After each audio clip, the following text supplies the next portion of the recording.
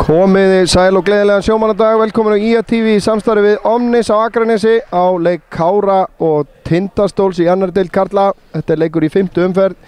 Örn Arnarsson heiti ég, með mér hérna að lýsa Snorri Kristleifsson. Sæll og blessaður. Blessaður. Þetta eru lið með svona ólíka sögu fyrstu 4 umferðinar í annarri deildinni. Það er hárrétt. Tindastóls menn sitja á botninum með 0 stig eftir 4 leiki. Kári með 9 stig í 4. sæti eins og stendur. Já, og það er ekki nóg með það að Tindastólsliðið sé neðst. Markatalan er alveg stjarnfræðilega. Maður skoða síðustu 5 leiki hjá þeim að það erum við með sko 2 leiki sem þeir fá á sig 7 mörk, 1 sem þeir fá á sig 5 mörk, 1 sem þeir fá á sig 4 og 1 sem þeir fá á sig 3. Já. Erum við að fara að sjá mörk hérna á Káramönnum í dag? Við náttúrulega vonum það en síðan er náttúrulega eitt sem þarf að taka með í reikningin varandi þennan leik að það er stutt síðan að Kári spilaði 120 mínútur. Á móti Pepsi-deildaliði Víkings. Já.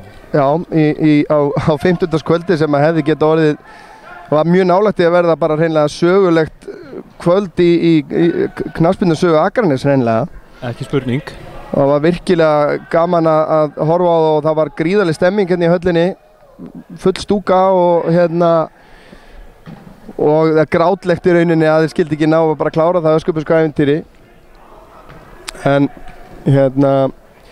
það fór sem fór, töpuð í framlengingu 4-3 og maður getur eiginlega ekki hætt að bara óska þeim til hamingju með þennan árangur.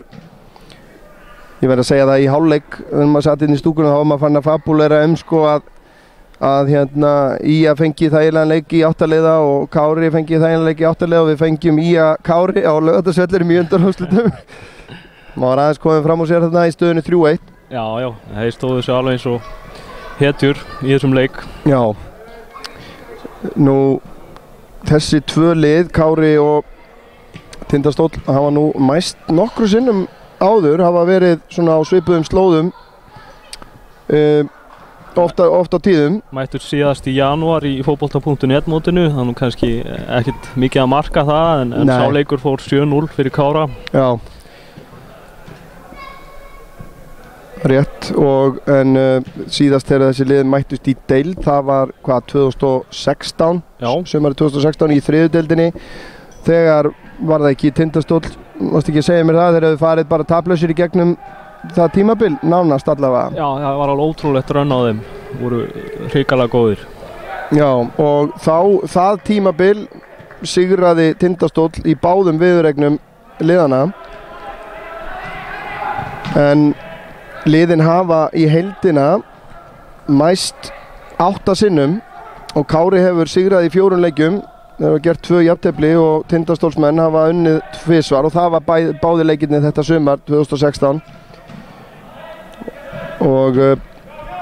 En síðan þá hafa þeir bara mættust 2 í fótbolti.net mótinu núna í vetur. Nei, fyrirgefið, það var í fótbolti.net mótinu 2017, þá sigraði Kári 3-2 og síðan eins og sagðir 7-0 núna í janúar. En það er kannski orðið tímabært að við förum yfir byrjunarliðin hérna í dag. Í Káraliðinu er í markinu Gunnar Bragi Jónasson, nr. 1. Aðri leikmenn eru Þór Lórenz Þórðarsson sem kemur inn í liðið eftir byggarleikin, nr. 3 Sverrir Mar Smárásson, nr. 5 Arnar Freyr Sigurðsson sem kemur einnig inn í liðið, nr. 7 Andri Júlíusson, nr. 8 Páll Sindri Einarsson, nr. 9 Guðlaugur Þór Brandsson, nr. 11 Kristófer Daði Garðarsson sem kemur inn í liðið, sem og Birgir Steinn Ellingsen sem er nr. 13, Ragnar Már Lárusson nr. 17 og Marin og Hilmar Áskjesson nr. 22. Á bekknum eru þeir Sigurður Hrannar Þorsteinsson nr. 6, nr. 14 Gylfi Brynjar Stefánsson, nr. 15 Óskar Vasilevski, nr. 18 Róbert Ísak Erlingsson, nr. 19 Hlynur Sævar Jónsson, nr. 20 Brynjar Snær Pálsson og nr. 12 Andri Þór Þórunarsson. Þjálfari Káramann er sjálfsögðu Lúðvík Gunnarsson. Hjá Tindastóli stendur í markinu nr. 1 Santiago Fernández.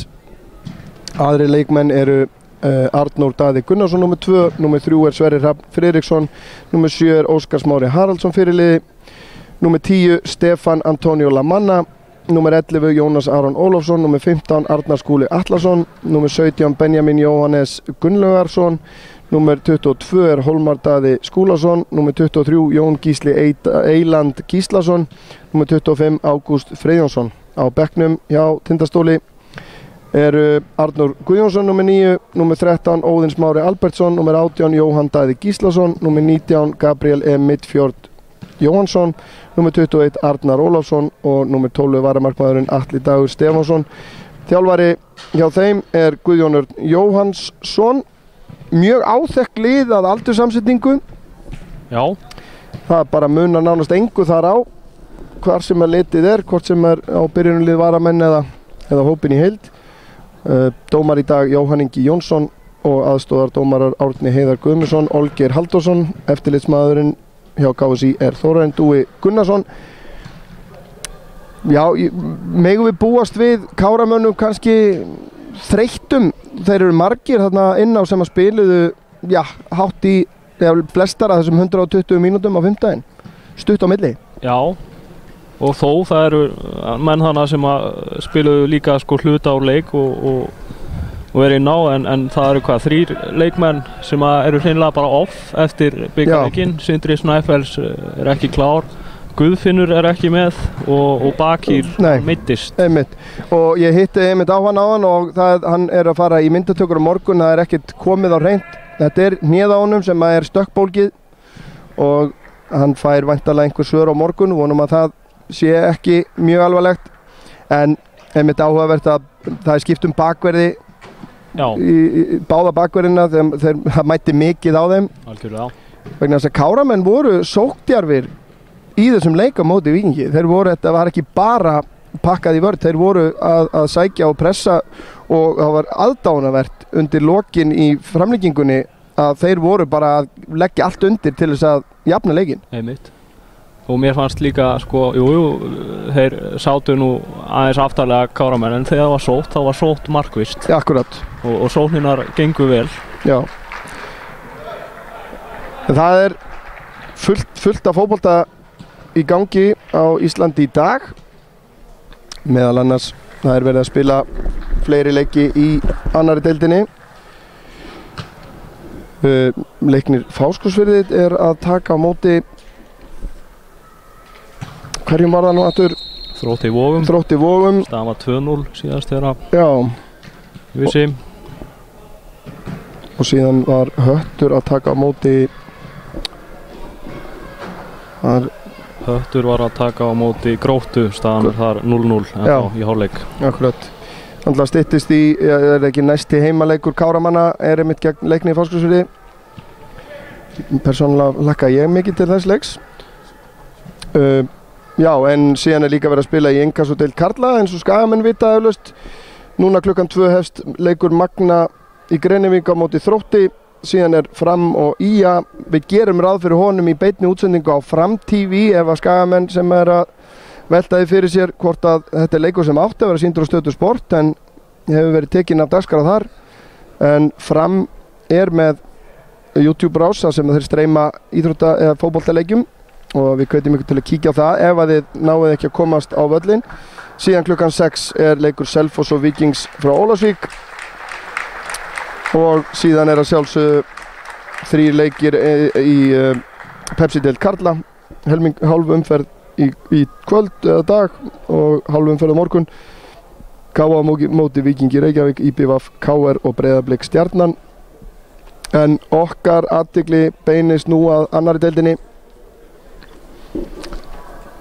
og sjá hvort að Káramenn á að fylgja eftir þessari fínu byrjun að undanskildum fyrsta leik sem að var reyndar ágætis leikur lengst af en voru eins og við vitum svona sennilega hátt í 50 mínútur einum færri í þeim leik. Það er Úrúgvæ í markinu hjá stólunum. Já. Og Kanadamaður, númer 10. Þetta eru kannski ekki algengustu þjóðarnin í boltanum en heima. Það er hárrétt. En Káralið að sjálfsögðu skipað eingöngu Skagamönnum. Getum við ekki bara sagt það? Jú. Þess má geta að sá sem öllu jafna fyrirlið hjá stólunum, Konráð Freyr Sigurðsson, ég gerir ráð fyrir að hann sé meiddur í dag, en hann ættaður héðan. Já. Pabbi hans Sigurður Halldórsson, Siggi Donna. Konni? Já. Það mann eftir honum. Hann skagamaður.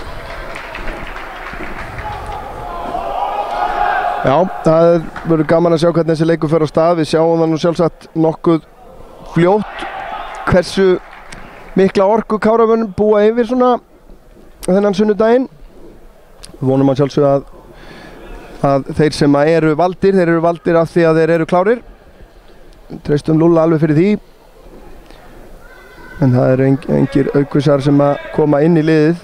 Kristófer sem var á bekknum og kom inn af bekknum í bikarleiknum var mjög nálægt í að koma Káramönnum yfir í framlengingunni í fyrri hálfleik. Átti þá frábært skot í slá. En kannski má geta þess að með okkur í þessari útsendingu okkur Snorra Valgeir Sigurðsson sem stjórnar myndavélinni og Arnar Óðinn Arnþórsson stjórnar útsendingu. En þetta komið á stað. Káramenn byrja með boltan. Það vakti athygli mín að Birgir Steinn Ellingsen spilaði ekkert á móti Víkingum. Nei. Búinn að vera fasta maður í liðinu fram að því. Hann var að glíma við meiðsli. Já, það hlaut að vera.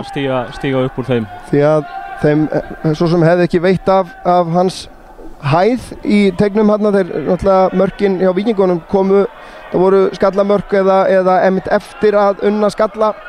Fyrsta markið þeirra var eftir skallaheimi sem potað inn og þeir áttu erfitt með hávaxna framlínuna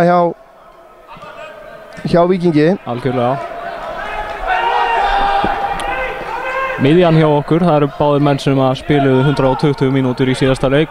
Guðlaugur Þór og Páll Sindri stóðu sig vel gegn Víkingunum.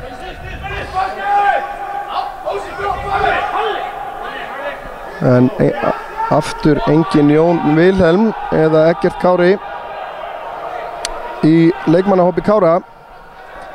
En hér Kristófer að komast upp í vinstra hornið.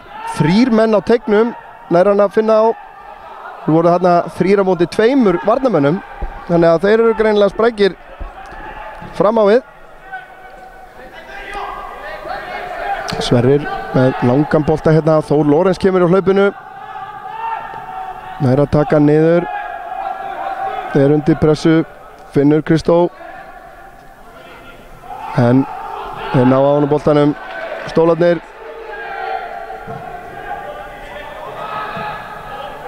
Þetta vel gert. Það þeim Jónasi og... Nei, Sverrir lesi þetta vel. Kemur með boltan hérna út úr vörninni. Þór á Kristófer. Hann finnur Andra Júl sem að reynir að finna Marino, gengur ekki. Þeir vinna boltan núna nokkru sinnum í röð og nokkuð hátt á vellinum. Ragnar hérna 1 á móti 3.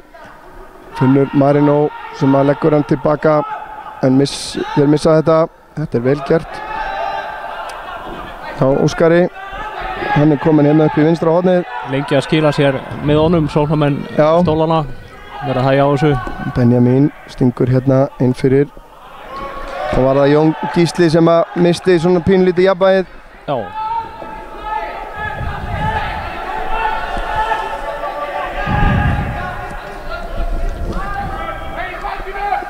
Ég held ég sé ekki að fara með fleipur en hann held ég unglingalandsliðsmaður, Jón Gísli, fæddur 2002. Já. 2002, við erum að tala strák í 10. bekk. Já.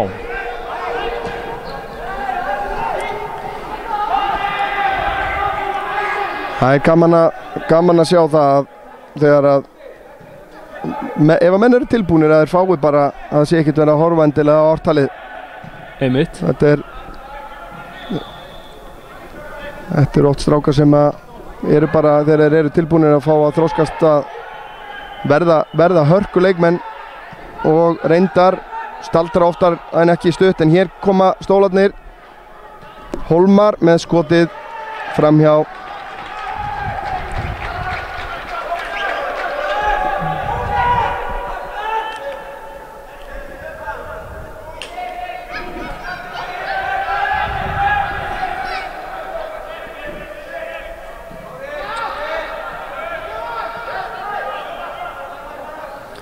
Já, við vorum að fá baráttu kveðjur, eða ekki við, það var einhverja Káramenn sem verið að fá baráttu kveðjur frá formanni Kára. Sveinbjörn Geir Hlöðursson er stattur í Svíþjóð. Þetta var vont högg hérna á hnéð. Þetta er sennilega bara hné í hné. 2 menn liggja hérna. Hólmar og Marinó.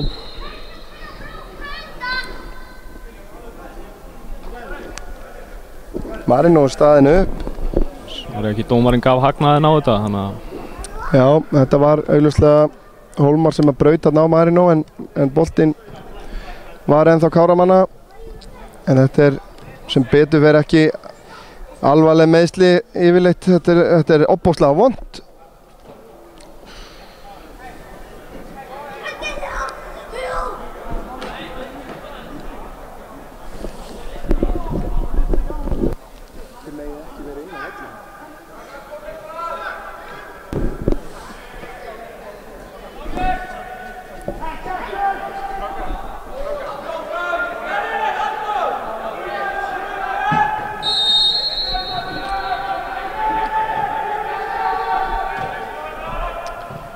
Já, þá fer þessi sókn endaði nú með skoti sem við svo sem mistum nú af.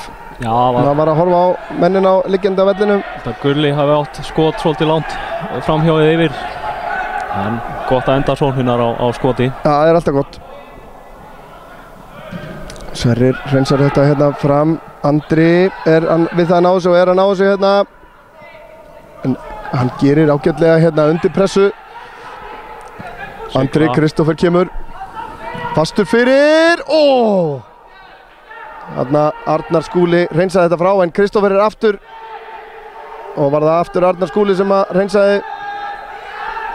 Þetta var hættulegt en fín varnar vinna. Arnar Freyr hérna.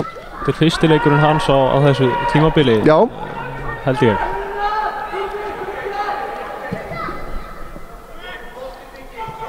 Birgir með flotta sendingu inn á Ragnar hérna.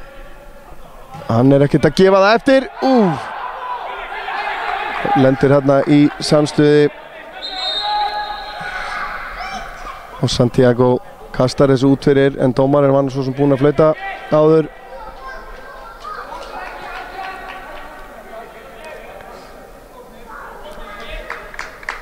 Drengilega gert hjá Úrugvæjanum hérna en Ragnar var hérna við það að komast í mjög góða stöðu.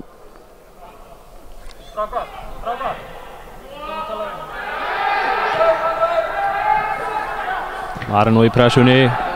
Það er næstu til boltans. Einhver sofandaháttur í vörninni hjá stólunum. Hérna kemur Kristófer.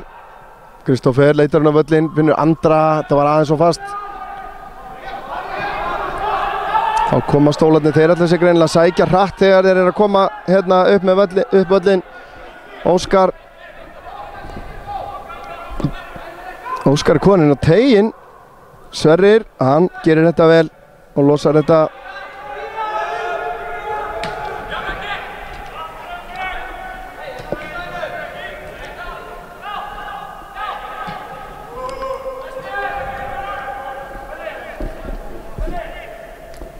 Er það Benjamin, hann leitar hérna á völlin. Fín vörn að vinna hérna hjá Gulla. Hann er komin aftur í boltan. Marinó eldir, nær honum. Hólmar til varnar, reynir að finna Andra. Gengur ekki, Jón Gísli komst þarna í þennan bolta. Og kemur hann tilbaka á Santiago.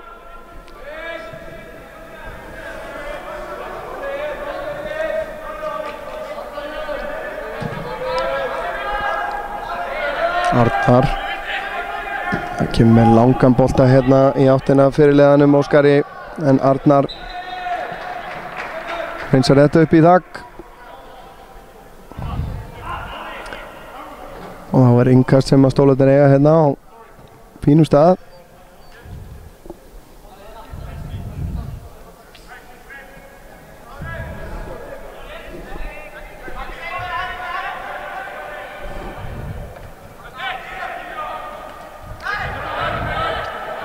Marinó fær hérna högg á höfuðið.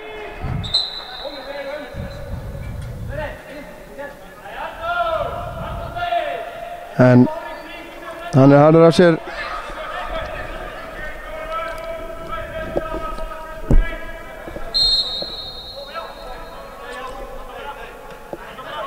Arnar pressar hérna vel á Óskar. Óskar fær hann aftur, Gulli er þá að pressa. Sverrir, þetta fer upp í loft.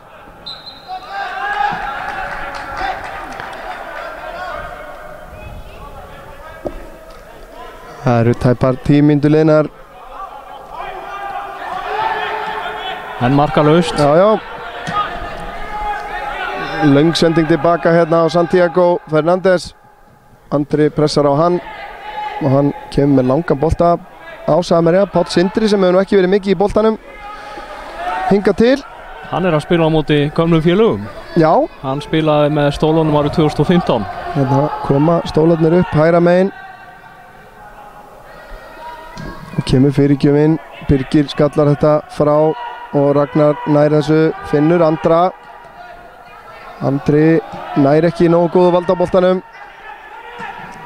Birgir með sendingu hérna fram á Kristófer og þarna er farið í baki á honum og dæmt aukaspyrna á Ágúst. Sýnst mér að það hafi verið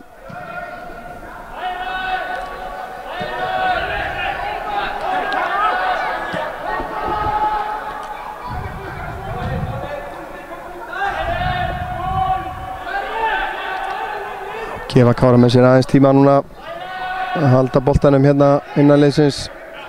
Sverrir kemur svo með langan hérna yfir til vinstri í áttina Þór sem að er í baráttu við Stefán Antonio sem að hefur betur en fín pressa Káramanna hérna. Páll Sindri og fyrirgjöfin, þeir ná að hreinsa þetta frá eða hvað? Já, þeir gera það fyrir rest en Káramenn halda pressunni. Birgir notar dómaran hérna, vel skynsamlega gert. Páll Sindri ennþá hann úti vinstra megin. Hann gerir glæsilega hér fyrirgjöf. Þarna vantaði lítið upp á að Andri kæmist í boltan.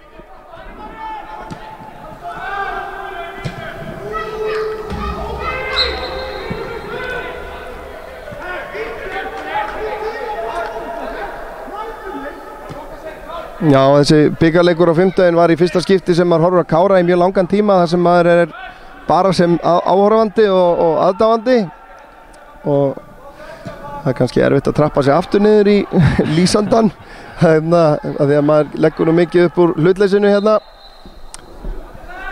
en ég öskraði mig allavega gjörsamlega hásan og átti erfitt með að lýsa kvennaleiknum á föstudaginn sem var í beinni hjá okkur. Mér brast röddinn nokkur sinnum þá en þá kemur þá er hotspinnan hérna inn á nærstöngina. Þeir skalla þetta frá. Jónas gerir það. Þá er það Benjamin að snúa hérna. Kemur honum fram á Stefán Antonio, Kanadamannin. Leggur hann tilbaka á Ágúst. Benjamin aftur. Marino dæmdur brotlegur.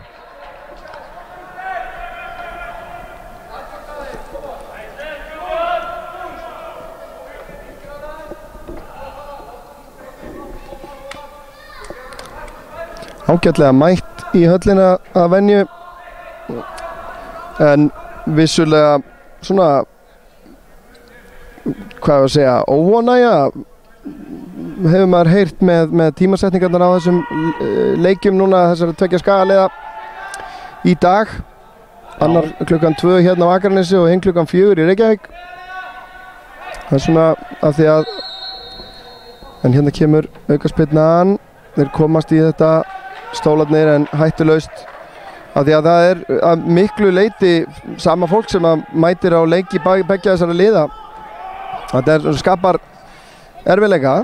Já, þetta er svona, mann finnst það svona óþarfi að leikinir séu svo nálægt hvorum öðrum tímasetningu. Og já, þetta eru væntanlega sama fólki oft sem er að fylgjast með liðunum og leikmenn beggja liða vilja væntanlega líka fylgjast með hvorum öðrum. Einmitt. það er ekki mögulegt eins og þessi raðað upp í dag. En þá, svo sem býtum við, hér er Þór komin upp vinstra megin, Andri er á góðu svæði, nær ekki skotinu. Enn og aftur náðir að hindra þessa síðustu sendingu. Slökk sending eins og er hérna á Ágústi og Arnar kemst inn í hana. Ragnar með fyrirgjöfina, Kristoffer, þetta endar í honum. Finnur Pál Sindra sem að reynir að, það byrju við, hér er Marino að sleppa í gegn eða hvað? Nei, Santiago kemur út úr markinu. En þá má nú svo sem þakka fyrir þessar vef-útsendingar, bæði þeir sem að ætla sér að fara á IA-leikinn í Reykjavík, þeir geta fylgst með þessari útsendingu á leiðinni í bílnum, en við bendum einmitt aftur skagamönnum á það að ég geri fastlega ráð fyrir því að Fram TV sem að hægt er að finna á YouTube með því að bara að skrifa Fram TV í leit, að þeir koma alveg örugglega til með að sína leik Fram og IA í inkassodeildinni í dag. Þannig að þeir sem eru á þessum leik, þeir geta hort á hann þar. Andri tilbaka á Marino, Gulli, Marino þetta vel spilað hjá Karamönnum. Marino finnur Kristoffer, hann þarf að leita út, finnur Þór, hann aftur á Kristoffer. Þannig gerir Kristoffer á fyrir að hann væri í rangstæður og boltan fara. En flaggi var niðri. Já. Og mér sýndist hann svo sem ekkert vera með líkamstjáningu að gefa til kynna hann ætla að fara með það upp. En fór sem fór. En gengur í erfilega núna stólunum að halda boltanum. Gunnar fær hann hérna.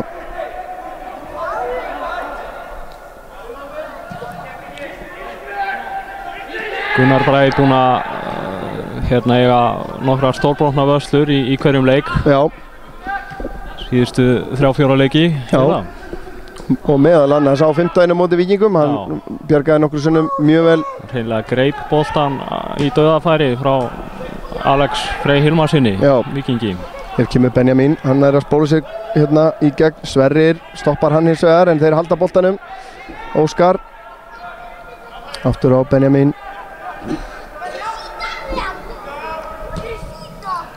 Kemur með sendinguna hérna inn á Jónas sem að ætlaði að senda á Stefán, en sendingin ónákvæm.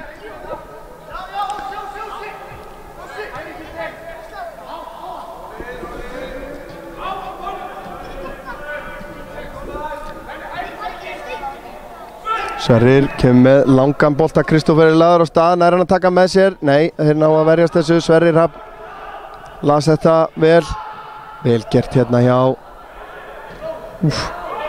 Hér kemur Stefán á flegiferð, hljópandi gegnum 2 tæklingar, kemur svo með slaka sendingu sem að beint á Guðlaug. Sendingin ekki í sömu gæðum og spretturinn. Nei, Andri hér að berjast við að komast í gegn, en vörnin heldur en þá. Arnór Daði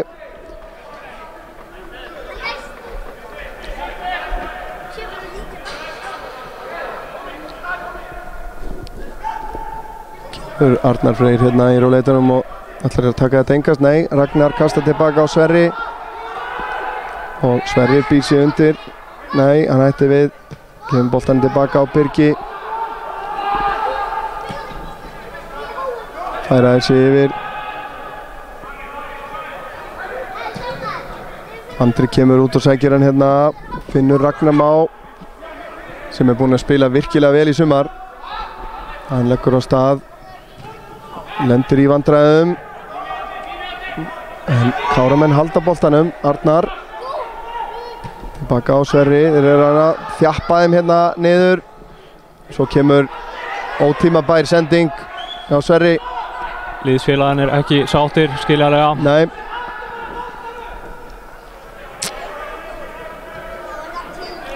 Þannig á stóluðin að færa sig örlítið framar á völlinn í smá stund. Jón Gísli skiptir hérna yfir á Arnór, Benjamin. Þá er Hólmar Daði hérna á auðum sjó með slaka fyrirgjöf. Hann hafði mikinn tíma hérna og plás. Marino reynir að skalla hann tilbaka á Ragnar, gengur ekki.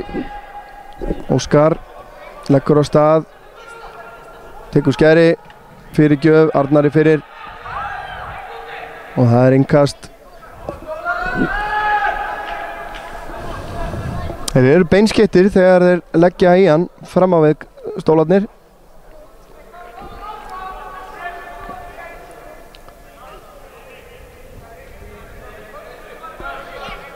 Benjamin fær hann hérna nær að snúa. Fín pressa hérna sem að skilar því Káramenn á boltanum. Þarna enginn.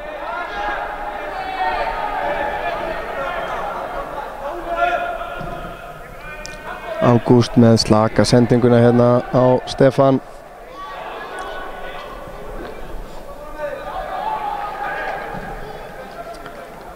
Það er nú komið í uppbóta tíma austur á, já, hvort ætlir séu nú að spila á Fáskrúðsfirði eða Reyðarfirði, leiknismenn. Þessi leikur er í höllinni. Þessi er í höllinni. Búðavöllur er nú yfirleitt seinni gang á vorin. Hafa þið nokkuð spilað þar? Nei, sennilega hafa ekki gert það. Þeir gáðust upp á því eflaust, en þar er uppbóta tími og Þróttur Vogum er með þægilegan 3-1 sigur þar í farteskinu heim. Höttur Gróta, þar er ennþá staðan 0-0 eins og hér.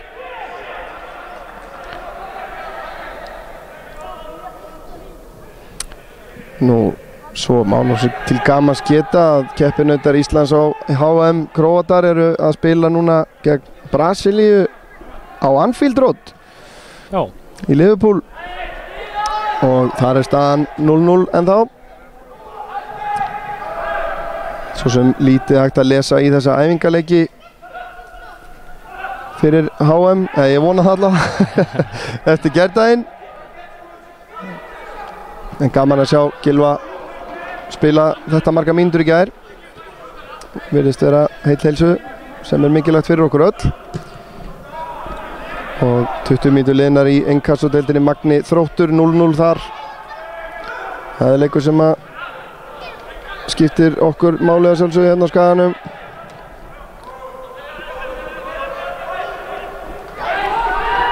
Hárbolt upp í horn sem er ná ekki að halda inn á.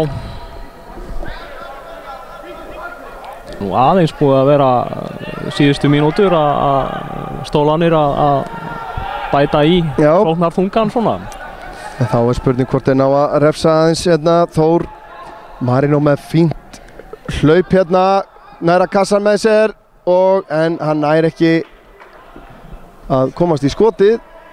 Þarna náðu varnarmenn að komast í boltan og senda hann í horn.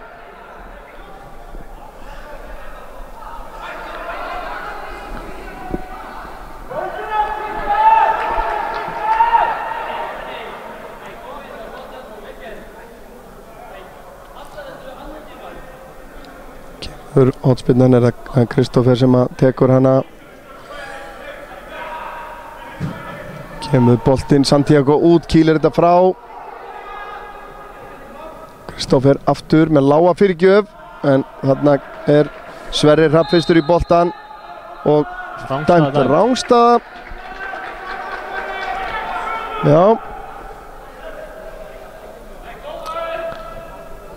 Santiago ekki hrifinn af því að Sverrir pótaði boltanum hann aðeins í burtu frá honum. En hann má væntanlega ekki byrja þetta fyrir en að boltinn er farin út af. Þannig að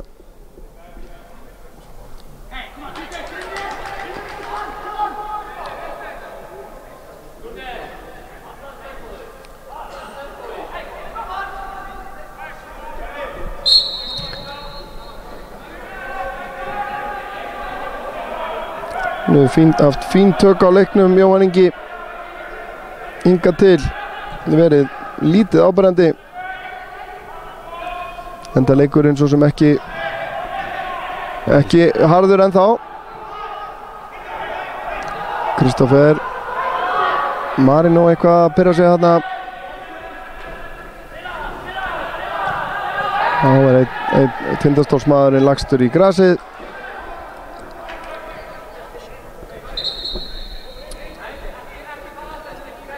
Er það Jónas eða hvað?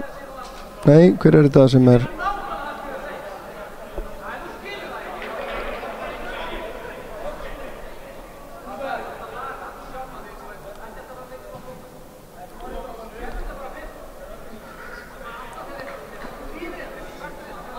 Arnar Skúli Atlason eitthvað aumur hana.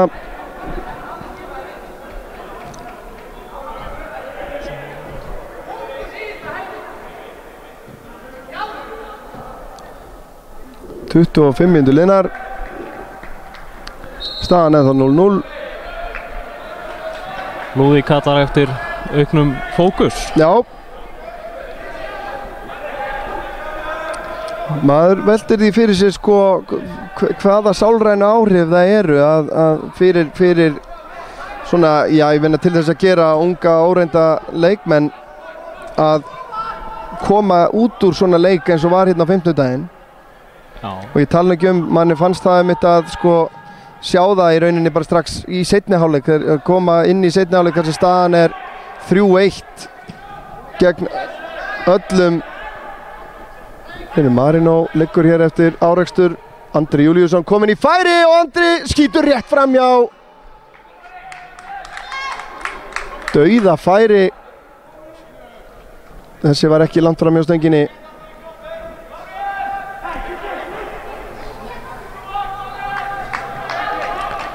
Það er spurningi á hvort þetta sé ákveðið spennu fall að koma úr leiknum á 50-daginn. Já, það er hætt við því, myndi ég halda. Að einmitt að sko að mótivera sig inn í þá leik eins og segir á móti liði sem er stigalaust með -14 í markatölu í annari deildinni eftir að hafa staðið í Pepsi-deildaliði í bikarnum. Ég hef ekki verið í þessari stöðu þannig að ég veit það ekki. Nei. En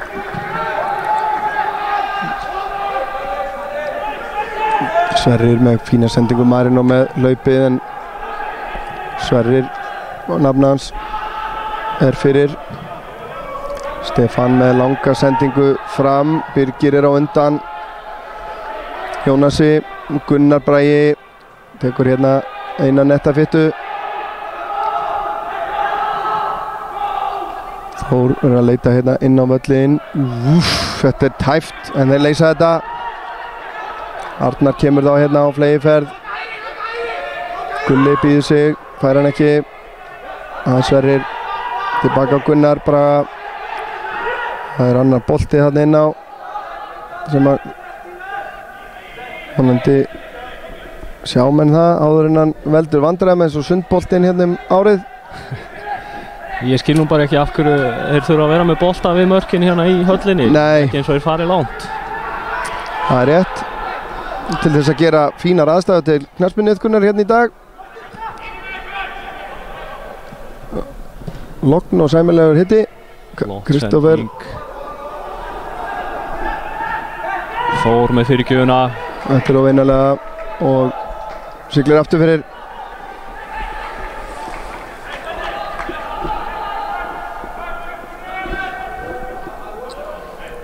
Já, ég var alveg til í að fara að fá mark í þennan leik.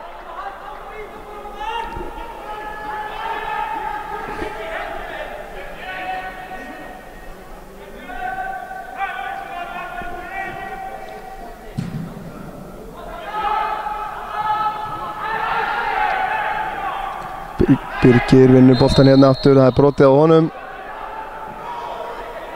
Gaman að sjá að hann er færður upp úr vörnin í þessum útspörkum til að mæta háu boltunum. Já. Og meðan að Páll Sindri droppa niður fyrir hann.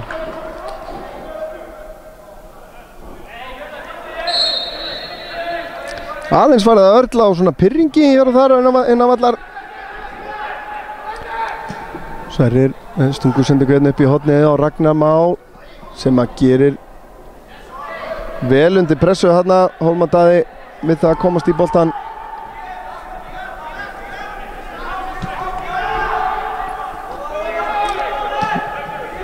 Sjáum að þegar að Kári er að sækja þá eru stólarnir nánast allir inn á bara síðasta þriðjung vallarins. Þessi sending allt og löng frá Páli Sindra.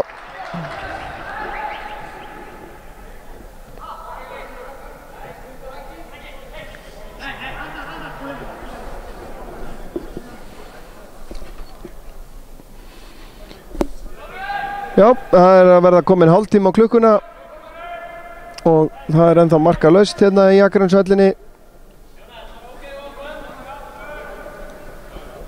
Það eru komin að loka tölur staðfestar að austan. Þróttur Vogum sigrar Leikni frá Fáskrúðsfirði 3-1 sem að kemur þeim í 3. sæti með 12 stig á eftir Afturölding og Völsungi sem að bæðir með 13. Og hér er fyrsta gula spjaldi í leiknum, já. Hólmar Daði Skúlason. Já. Hann er búinn að brjóta áður af sér í leiknum, held ég. Já, þetta er svona eitthvað uppsafnað. En með sigri hérna í dag geta Káramenn komið sér upp að hlið Afturöldingar og Völsungs. Væntanlega þá í 3. sæti nema þeir vinni þeim mun stærra hérna. Það er svo sem ekkert sem að stefnir í það. Þeir geta bara komið sér í 12 stigin. Já, geta komið sér í 12 stigin, það er rétt hjá þær upp að Þrótti Vogum. Já. Það er hárrétt hjá þær. Kemur Kristófer Andri í barðunni en ná ekki valda á þessu. Stefán. Já, þá koma stólarnir á ferðinni. Benjamin hérna úti vinstra megin. Arnar til varnar. Marino kemur til hjálpar. Þetta er framhjá. Leysa ekki þessa stöðu nógu vel. Nei. Svona ef maður horfir á þetta frá þeirra sjónarhóli. Þetta leit ansi hættulega út hérna til að byrja með. Þeir voru hérna alveg 5-4 eða 5-5. Já.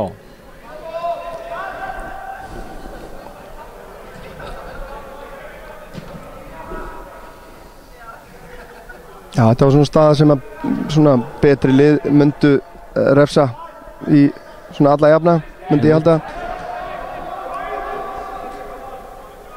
Birgir hérna með langan bolta upp í hornið á Ragnar Má sem er komin hérna. Þeir eru búin að skipta kant, hann og Kristófer. Hann er komin hérna inn á tegin, leggur hann út. Andri, ekkert á þetta sjálfsögðu. Páll Sindri. Þór. Og boltinn er, já, hann er farin út á núna og innkast.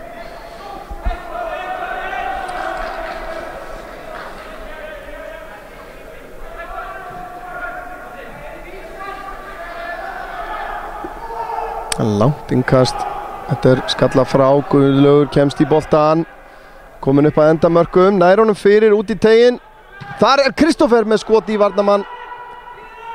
Sverrir lyftir þessu inn á tegin en þarna voru menn fyrir innan og lét hann eiga sig bara. Santiago kastar út á Óskar sem að finnur Benjamin sem er búinn að vera sprækur mikið í boltanum þegar þeir sækja. Hann er komin inn á tegin, þeir bakka frá honum, leggur hann hérna út en Birgir Steinn hreinsar þetta frá. Marino hins vegar nær ekki valda á boltanum. Hólmar með skiptinguna yfir á Stefán, þetta er fín sending. Stefán kom hérna inn á tegin, fer út fyrir aftur og kemur skot en þetta er máttlítið framhjá frá Ágústi Friðjónsssyni. En óhætt að segja að Káramenn hafa fengið betri færi þó þau sé ekki mörg enn sem komið er.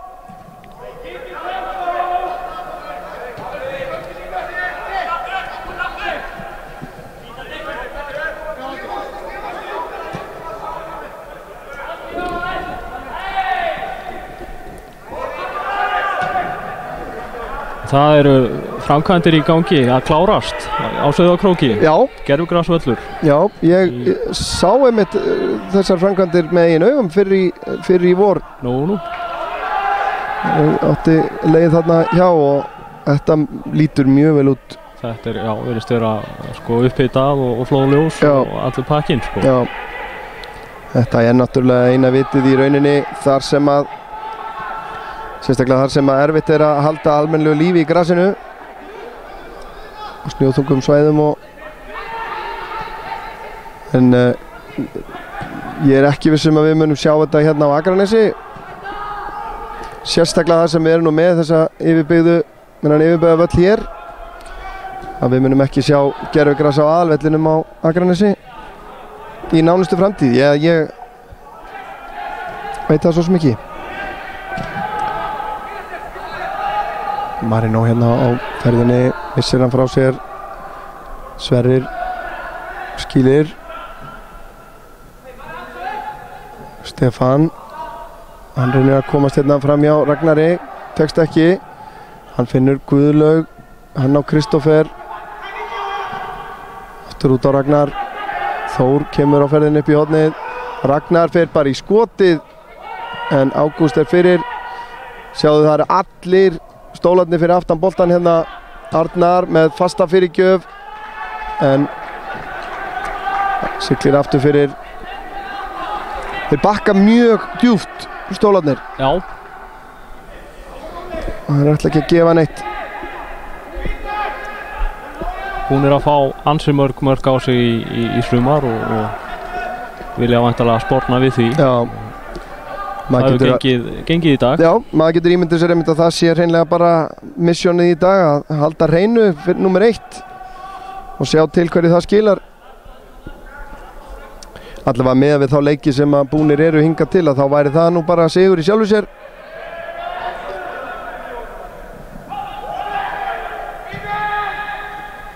Og nákvæm sending hérna.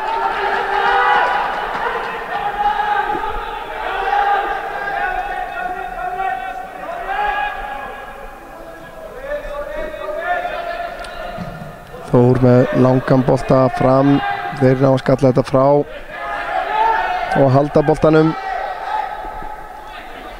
Hólmar á Benjamin, mikið í boltanum. Út á Óskar. Óskar kemur inn á völlin hérna, svo sendingin á fjær, það Þór Lorenz sem skallar það frá. Jón Gísli á Óskar. Benjamin en slökk sending hjá honum sem á hjá Ragnari. Birgir skallar þetta nú auðvitað frá. Það var það Páll Sindri snýr hérna brotið á honum.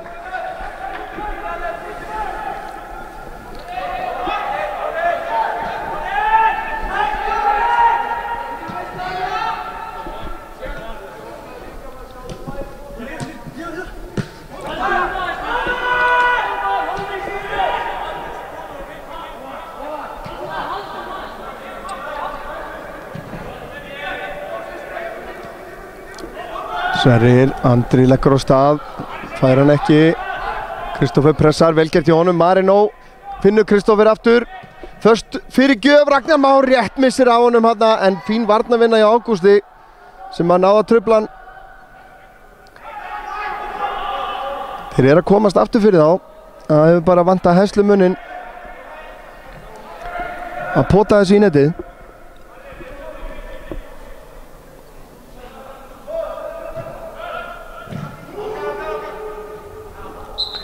Þetta upp í loft.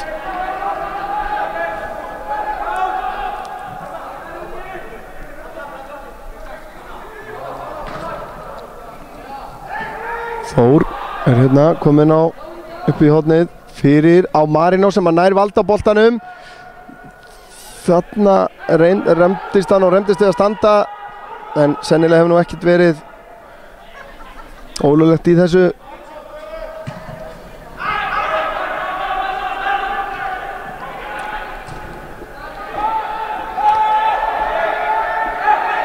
Já, kannski þess virði að minna á næstu beinu útsendingu okkar sem áætlið á föstudaginn næsta klukkan 6. Það Norðurálsmótsleikur frítt inn IR í inkassadeild karla. Við munum hefja útsendingu væntanlega 15 mínútum fyrr eða klukkan 17:45. Arnar dæmdu brotlegur hérna. Þetta var harkalegur árekstur.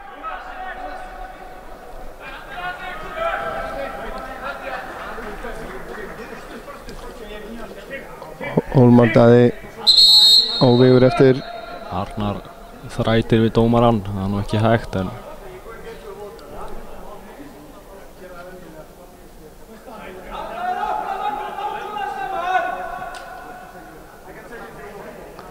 Já, þetta vel leyst. Já, þetta var nú ekki gult spjald eða eitthvað þess að það voru viðbröðin hjá honum sem að dómarann líkaði ekki við held ég. Já. Maður heyrði ekki leggja því vana en að lappa í burtu þegar ég að tala við þig. Já. Það eru fín skilaboð.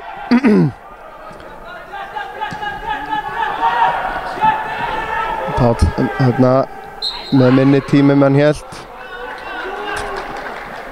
Fín pressa hjá stólunum. Arnar kemur þessu í spil.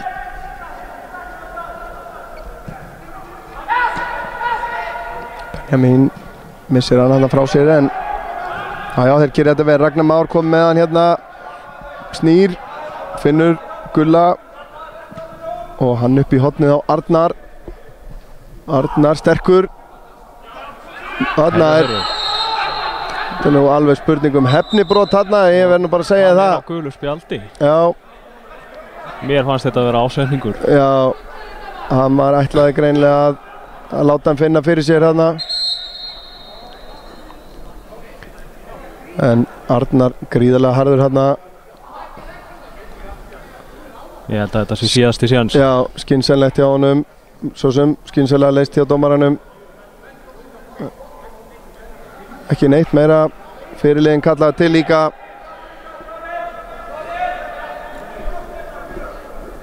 Já, þetta var, hann lék sér að eldinum hann fannst mér. Hann Hólmar verandi á gulu spjaldi.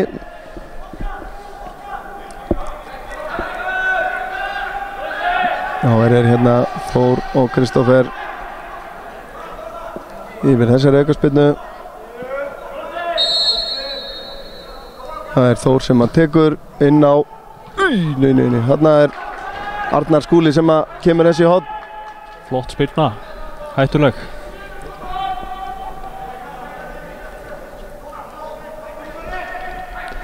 Það eru 4 mínútur eftir af venjulegum leiktíma í fyrri hálfleik. Þegar að Káramenn eiga hornspyrnu hérna, allir stólarnir í eða við sín eigin vítateig. Það er Kristófer sem að tekur út í teginn. Arnar skallar frá. Þór kemur honum inn á fjársvæðið. Þar er Andri. Skýlir boltanum, reynir skotið. Dettur hún á hann síðan hérna og dæmt á það.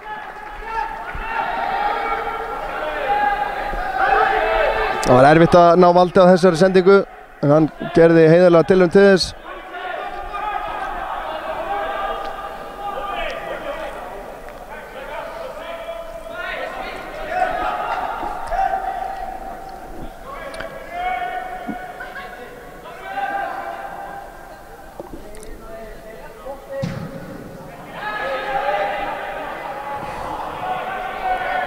Hefur þú, Snorri, fréttir af þeim Jón Vilhelm og Eggerti Kára?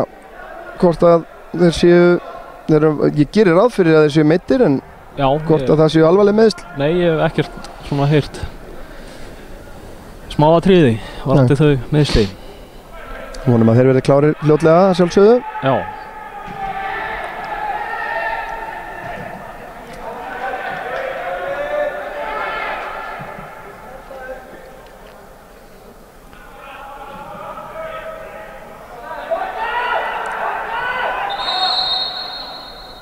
Þór komið nú framalega.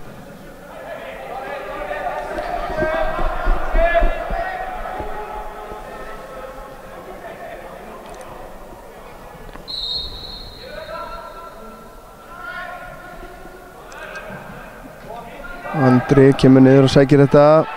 Páll Sindri með flotta sendingu á Kristófer hérna. Og þarna er alveg klárt guldspjald á Arnar Skúla. Ætlaði sér aldrei neitt annað en að stoppa Kristófer þarna.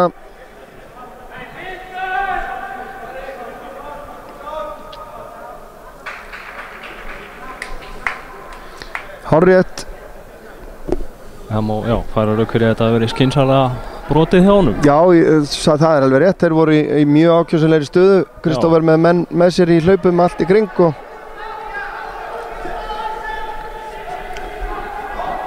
og þetta er nú kannski bara með síðasta tækifærinu sem að Káramenn hafa í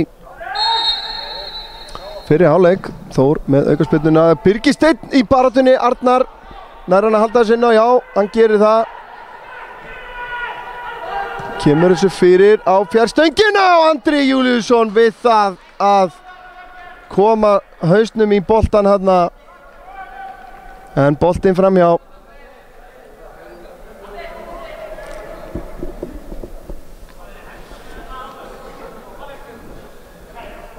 Já, gerum við svona ráð fyrir því að það hafa nú svo sem verið örlitla tafir í fyrri hálfleiknum. Ekki neinar stórkostlegar þó.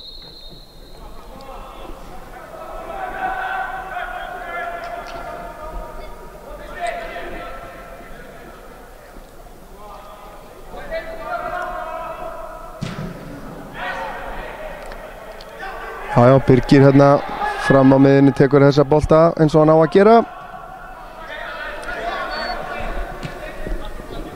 Hólmar, hörðu, þá er hann Stefán Antonio kominn hérna vinstra megin. Fín pressa á Kristoffer.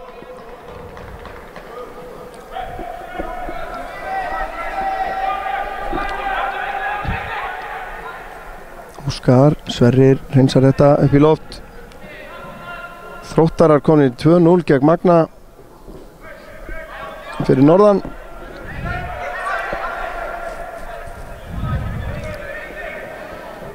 Stefán bakkar hérna inn í Sverri með flottas hælsendingu þarna og hér er dauðafæri og mark! Það er fyrir liðin Óskar Hrafn sem að kemur stólunum í 1-0 bara á þeirri sekundu sem að 45 mínútur koma á klukkuna. Þetta er reiðarslag fyrir heimamenn. Óskar Smári Haraldsson. Óskar Smári fyrirgefiði.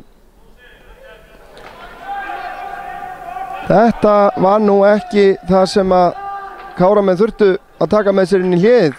Hver var það sem átti, var ekki hælspilna og fínir í? Jú, það var Stefán Antonio sýndist mér sem að hælaði hann hérna. Ansi smekklega þrætt í gegnum vörnina. Já. Litlu svæði. Páll Sindri í trafík hérna og þá bara er flauta til hálfleiks. Staðan hér, Kári 0, Tindastóll 1. Já, mann langar að segja óvænt staða og svo sem ekkert alveg í takt við gang leiksins, en það er ekkert spurt að því. Það eru mörkin sem telja og hér eru Saukraklingar með forystu í hálfleik, en við hérna á IATV samstarfi við Omnis við ætlum að taka okkur hlé líkt og leikmenn og ráða okkar ráðum og við byggjum ykkur að fara ekki langt.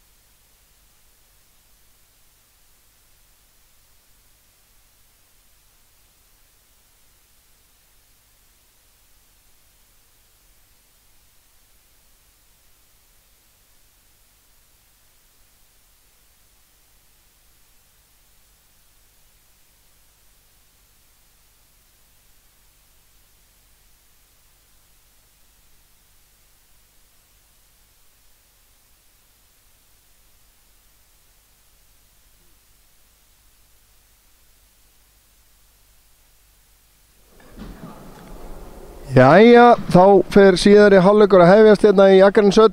Þið eruð að horfa á IA TV í samstarfi við Omnis Akranesi. Örn Arnarsson heiti ég. Með mér áfram Snorri Kristleifsson.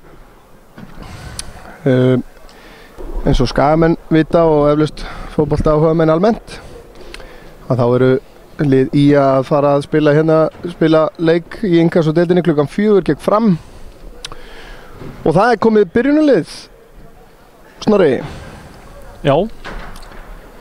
Ætlum að kannski að fara yfir byrjunarlið skagamenna í þessum leik á eftir. Árni Snær Ólafsson í markinu sem fyrr, Hörður Ingi Gunnarsson, Arnór Snær, Einar Logi, Þóruð Þorsteinn Þórðarsson, Ragnar Leósson, Arnar Már Guðjónsson, Hafþór Pétursson kemur væntanlega inn í hægri bakvarðarstöðuna.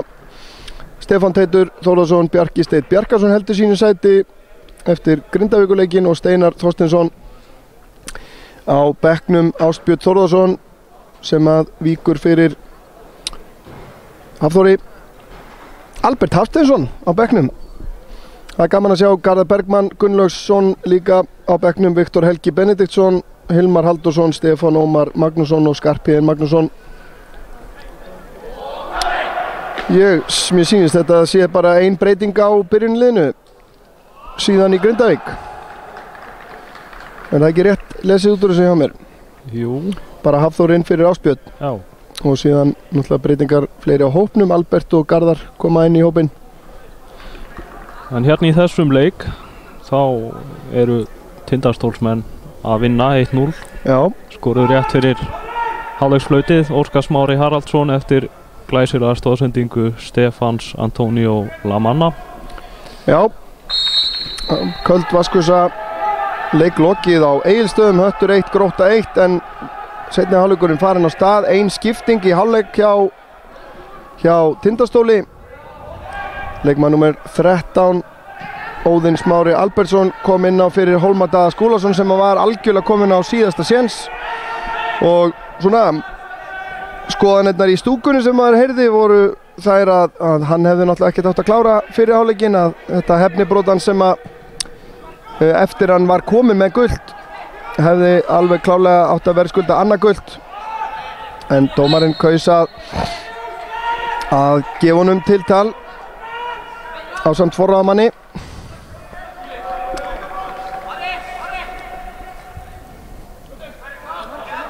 En það verður áhugavert að sjá hvernig Káramenn bregðast við þessu. Þeir voru ekki alveg líki sjálfum sér, fannst mér, í fyrri hálfleiknum. Stólarnir aðeins farnir að ná inn fyrir skinnið, sýnist mér, á sumum. Kristófer stingur hérna inn á Ragnar Má. Hann nær fyrirgjöfinni, Andri er í boltanum, potar honum út í teig, en þeir ná að reynsa þetta frá.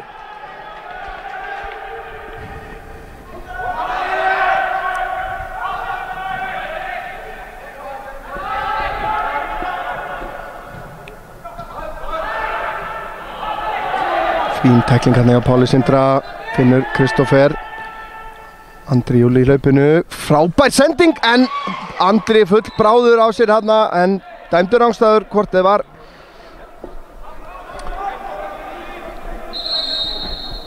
Flaggað rangstæða þarna.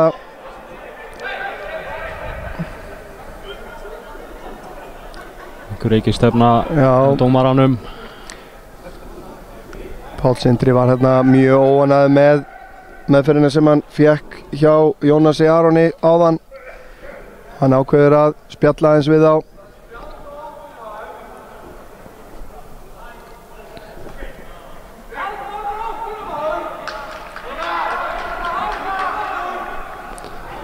Já. Bekkurinn hjá Tindastól við spjald á Pál Sindra. Já, ég veit ekki fyrir hvað, en nei, hann brást þarna við það sem var verið að nerta í hælan á honum hérna. Örlítið fyrr. Santiago spyrnir fram, Pál Sindri vinnur þennan bolta. Kristófer liggur mjög innarlega núna á vellinum hérna. Pál narta í hann alveg. Kemur langur bolti upp í hornið á Ragnar Má, en þetta er út fyrir. Það er stemming hjá stólunum núna á bekknum. Bekkurinn tekur virkað þátt, fagnuði hér ákaft þessari missilmjöðu sendingu.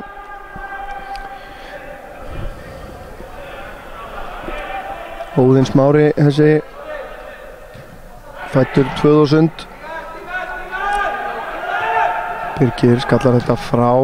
Þeir koma aftur hérna. Sverrir í kapplaupi við Benjamin og Birgir líka. Og Sverrir stígur hana þarna út. Hefði nú hæglega verið hægt að dæma eitthvað á það. Hindrun. Já. Kristoffer eldir hérna boltinn tilbaka á Santiago sem að gerir virkilega vel. Kemur hann með Ágúst sem í erfiðleikum með að ná valdaboltanum og missir hann síðan undir sig hérna. Andri finnur Kristoffer en þeir ná að verjast þessu. Ágúst reynsar þetta fram en Káramenn konur aftur með boltan. Þór yfir á Sverri. Sverri svo með langan bolta. Má ekki þrjóta hjá þeim þolinmæðin. Þór með fastan niðri.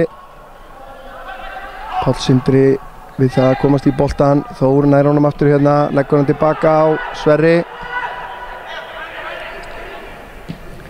Birgir með slaka sendingu beint á Óskar. Jónas Aron, hann fer bara í skotið en auðvelt fyrir Gunnar í markinu. Það eru eitthvað ekki. Það eru fannir að láta full ófriðlega á varamannabekknum hjá Tindastóli. Þeir þurfa hann að passa sig því að það er ekki langur taumurinn. Það er heldur ekki hlutverk varamannana að tuða og ræða við dómaran sérstaklega. Nei, það er svo sem ekki hlutverk neins að tuða þannig séð en vissulega það er þjálfarinn sem að talar fyrir bekkinn og á að gera það. En hann verður náttúrulega að vera kurteis líka. Það er einhver svona nokkuð hátt spennustigi hérna í upphafi síðari hálfleiks.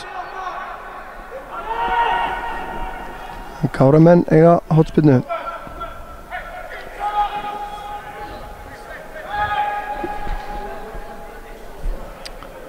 Það er Kristoffer sem að tekur spyrnuna. Þetta er nót á vítabúndin. Góðu skalli á Andra. Ekki alveg nógu nákvæmt.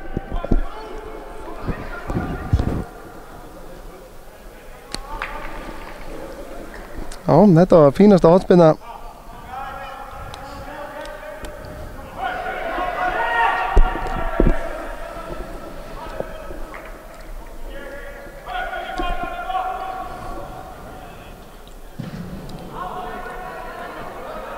Arnar er alveg með hennan. Arnór skallar þetta síðan út fyrir.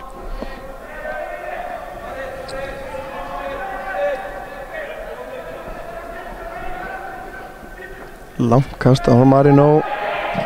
Vildi nú Káramenn fá hendi en hún var ekki dæmd. Fítsprettur hjá Benjamin. Þeir ná að verjast þessu. Hver á þennan? Og það er skipting. Það er Káramenn sem að skipta. Hver er það sem að... Það er þá Ragnar Már sem að færa að hvíla sér núna. Í hans stað kemur leikmaður númer 18, Róbert Ísak Ellingsson.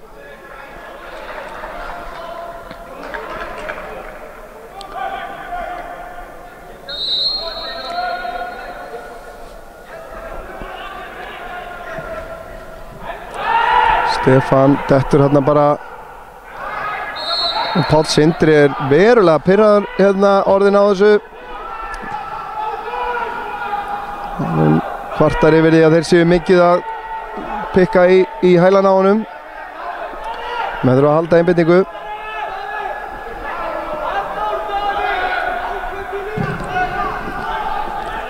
Marino hérna í baráttunni. Andri nær að taka þetta niður, leggur hann síðan hérna en það vantaði einhvern í hlaup.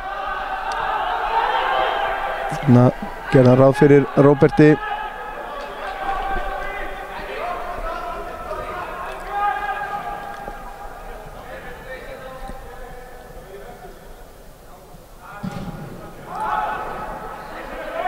Sérðu hann bakkar og heldur Nú gerir þetta núna í tvígang. Gott hjá dómaranum að falla ekki þá gildur að flauta. Já, flottu bolti hjá Þór hérna, Kristoffer, erfitt að ná valdi á sér endar, Ágúst. Og Þór sér við þeim hérna.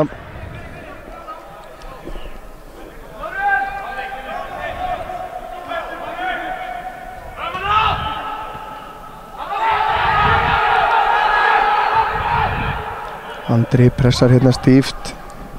Já, fín pressa, en þeir ná að leysa þetta. Ágúst reynir að finna Óskar, gengur ekki. Þór upp í hornið á Andri vinnur Kristoffer sem að vinnur innkast aftur.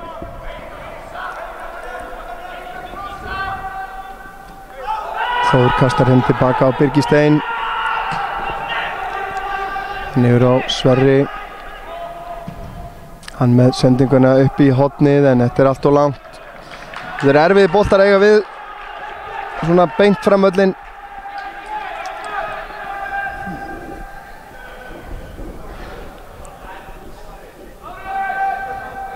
Það ákveðin einhver pirringur svona sem að maður greinir. Já. Og stólanir bara verið klókir einhvern inn á að slá á þessa þræði hjá heimamönnum og Guðlaugur vinnur þennan bolta, en halda þessu Stefán. Þannig fer Sverrir aftan í Jónas Aron.